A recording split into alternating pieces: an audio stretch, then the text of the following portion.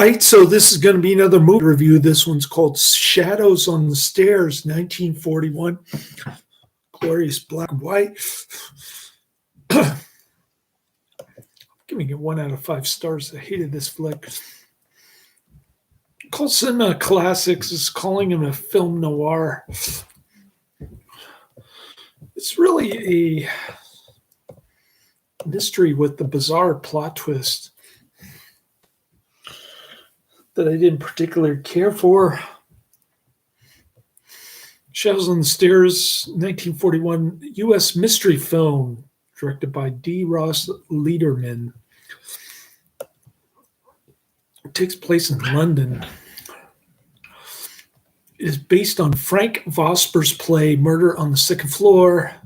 The British subsidiary of Warner Brothers had previously produced a film adaptation of Murder on the Second Floor in 1932, film by the same name, Murder on the Second Floor, 1932.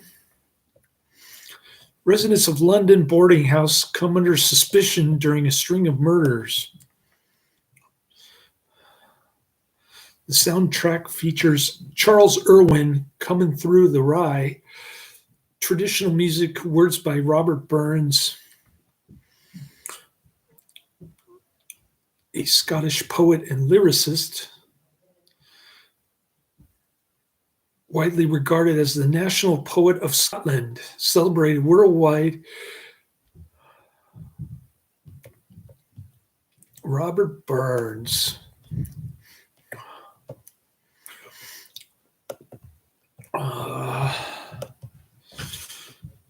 Occupants of a London boarding house become suspect as a string of murders are discovered. I don't want to spoil the ending too much, but it's not a movie within a movie type thing, but it's a movie within a book type thing. And it bored the heck out of me. I'm in the boring section of my called Cinema Classics. It gets a 5.6 out of 10 on IMDb. Only 736 votes. Not too many people know about this. I know Miles Mander was in Mrs. Miniver. And one other film. I don't recognize any of the other actors. Karate Man got back to me on my comment. He actually re-recommended a Wesley Snipes movie that wasn't on Netflix, but I found it for free on YouTube with ads. If you got the ad blocker, then the free with ads doesn't make any difference either way, because you won't be watching ads anyway. It's just free without the ads. And you could trick YouTube into thinking that you have ads. Anyways,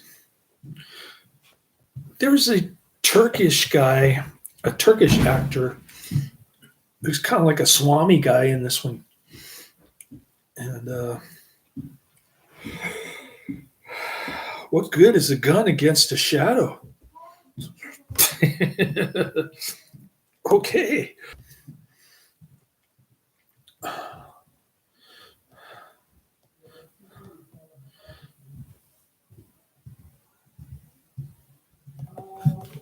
Somebody commented, it's a story a 10-year-old could have written. Yeah, I think so.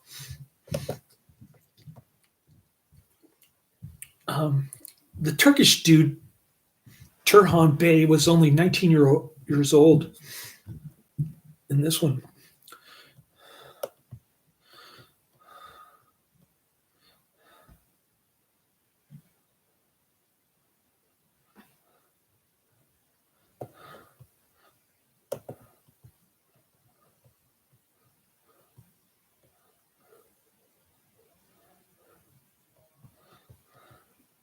Somebody said it's Sean Connery's first ever film, possibly. Turbine comes through the windows. Sean Connery.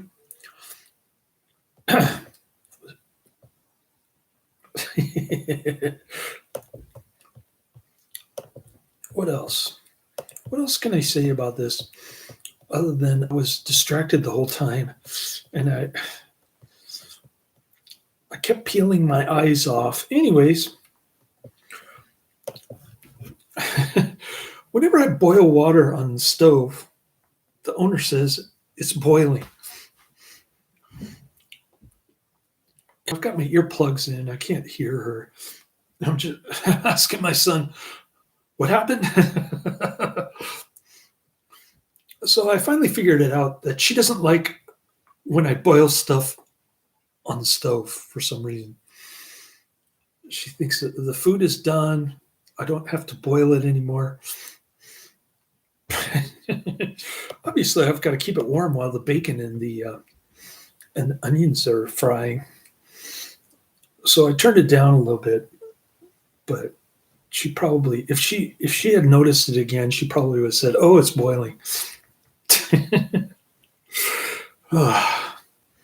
Well, I took half a bottle of an energy drink at about 5 a.m. this morning. I think I'm going to crash for a little nappy poo. Then I'll go down my list.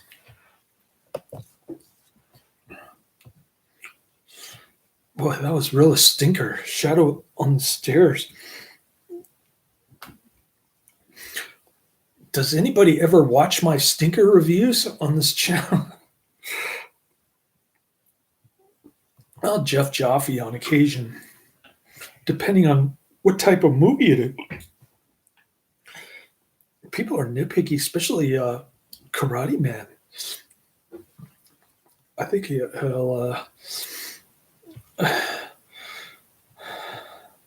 for the most part, Karate Man picks action movies 99% of the time,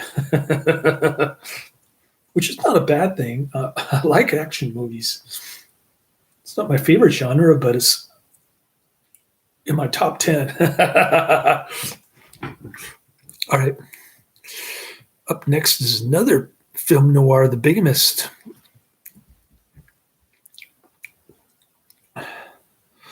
Why does Shadows on the Stairs say mystery romance thriller? And then when you click on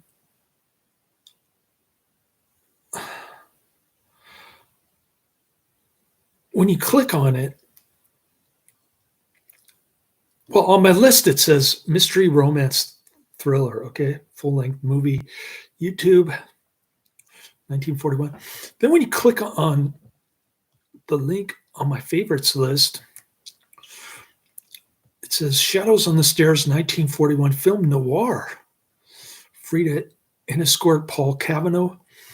I don't even know who those people are. But I'm looking forward to The Bigamist 1953, The Unholy Four 1954, both film noirs. I'm not looking forward to Triple Cross 1966, Hold Me While I'm Naked 1968, and Head 1968. I'm looking forward to those two. So that's my list. Still no sign of Karate Man in the chat room. It's not 3 o'clock yet. I'm going to take a little nap and then I'll watch The Bigamist, which hopefully is better than Shadows on the Stairs. Oh my gosh. That was painful to watch. Brutal. I watch it so that you don't have to. Just like that guy who eats oysters so that you don't have to. Although my coworker said she went to some kind of Memorial Day weekend food truck event in San Mateo that featured oysters.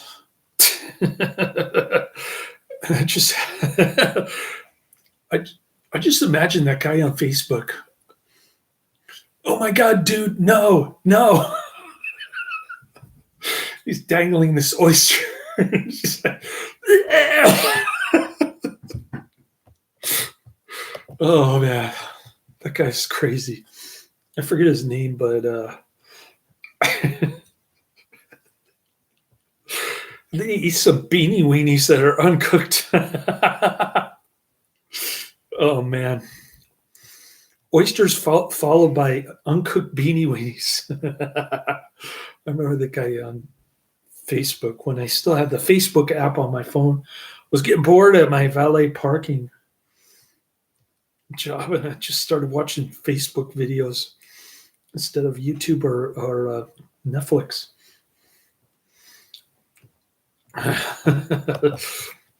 What else can I say about Shadows of the Stairs? The dialogue is just what makes you want to fall asleep in this one.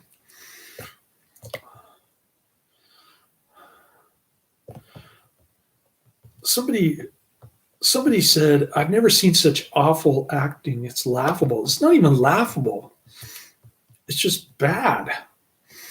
And I don't mean that in a good way.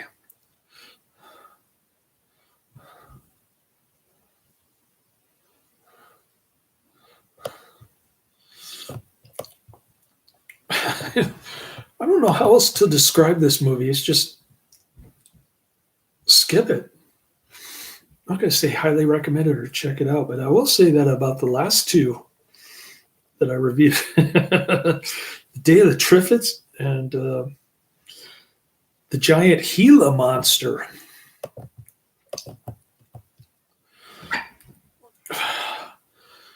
It's either feast or famine on this channel. It's either loved it or hate it. Last 5 reviews, I think. So I don't even remember the last time I gave a movie 4 out of 5 stars. It was probably Karate Man movie that wasn't the best, but it was close. I don't even remember. But a lot of 1 out of 5 stars, 5 out of 5 stars. Just maybe I'm in a bad mood or a good mood, depending on what movie it is. or maybe this movie just flat out stinks. Let's see what it says on IMDb.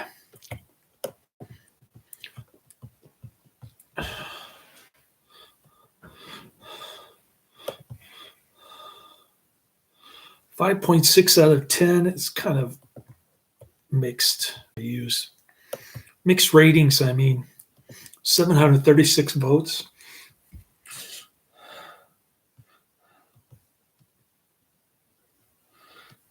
Yeah, it's an imitation Agatha Christie thing. US. I'll read you one of the reviews on here from IMDb, just so that I didn't totally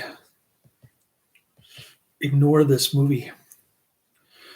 It's based on Frank Vosper's play Murder on the Second Floor, which opened on Broadway at the El Tinge Theater on September 11, 1929, running for 45 performances. The play marked Sir Laurence Olivier's New York stage debut in the role of Hugh Bromelow, played by Bruce Lester in the film version.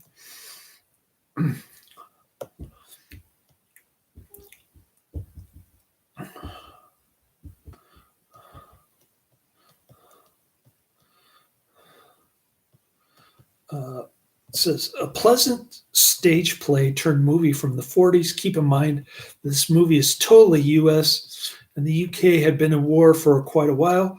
Most people everywhere were looking for something to enjoy and smile about. Those who critique this movie as lacking some action, adventurous mystery just don't understand the feelings and thoughts of the early 1940s, when the US would be facing Pearl Harbor in just 9 months from this release. And for the Warner Brothers to send a kind and light-hearted film to the UK when they were facing bombs and death was a good thing. Some of the critiques here went as far as criticizing the actors, all of whom did their jobs very well. But then I'm familiar with those who think they know more than they actually do know. The bumbling police, the silly portrayal of the woman were all designed in the story to bring that lightheartedness to the viewer. I'm surprised there wasn't a cute Scottish terrier running around. So if you like a light movie without the blood and guts, as some people here wish to have seen, this is a pleasant stage play turned into a cute movie for an hour's time. Even though it was short, I still hated it. This is Sculpt again -1 featured review on IMDb. They're giving it a 6 out of 10, which is pretty close to what most people give it. July 9th, 2012. You're right. I do not understand how British people felt in the early 40s. Being in war for a while. I think I like Day of the Triffids better because it was so doom and gloom, and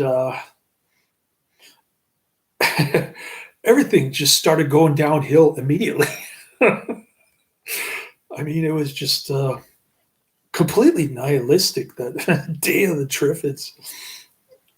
And made me feel like my life isn't as bad as I make it out to be.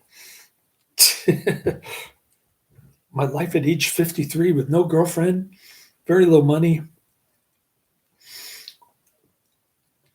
In my checking account, anyway. In my other accounts, I got tons of money. But I'm trying not to use up my savings right now. I'd rather work 60 hours a week than use up my savings. I want to hit my financial goals, which is like 80,000 in savings right now. I got like 28,500. So I got a long ways to go to hit my. Actually, I think my goal this year is 80,000.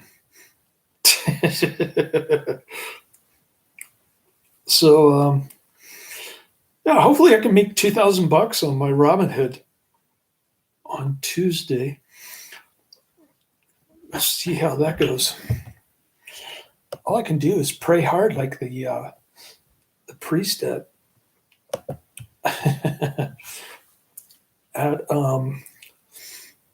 Star of the Sea, where we just went to church.